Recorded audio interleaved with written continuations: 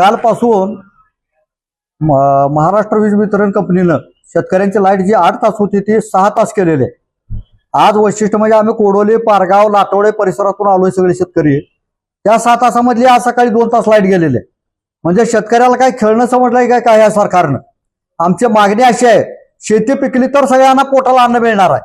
यासाठी आम्ही आज लटपटे साहेबांना इथं निवेदन दिलेलं आहे. आमचं मत एक आहे की एक वेळ तुम्ही MIDCचे कारखाने बंद ठेवा, घरातल्या लाईटी कपाती करा, अन्य पर्याय असेल तेवढ्या कपाती करा, पण शेतीसाठी पूर्ववत 8 तास लाईट देण्यात यावी. मागल्या 4 वर्षापूर्वी सुद्धा 10 तास लाईट होती, ती 8 तासावर आणली. आता 8 तासाची आणि 6 तासावर आणल्या. मग शेती पिकवायची आहे का नाही, का यांना धान्य आयात करूनच भूक भागवायची आहे? त्यामध्ये सगळ्या व्यापाऱ्यांचं भलं करायचं त्यांचा डाव दिसतोय. याला आम्ही जय शिवराय किसान संघटना, शेतकरी संघटना, शेतकरी शेतमजूर संघटना या सर्वांच्या वतीनं आम्ही आता निवेदन दिलेलं आहे. जर काही 2 दिवसामध्ये लाईट कपात यांनी जर रद्द नाही केली तर सोमवारी 1 तारखेला आम्ही इथं येऊन मोठं आंदोलन करणार आहे, असा इशारा आम्ही सर्व संघटनाच्या वतीने दिलेला आहे.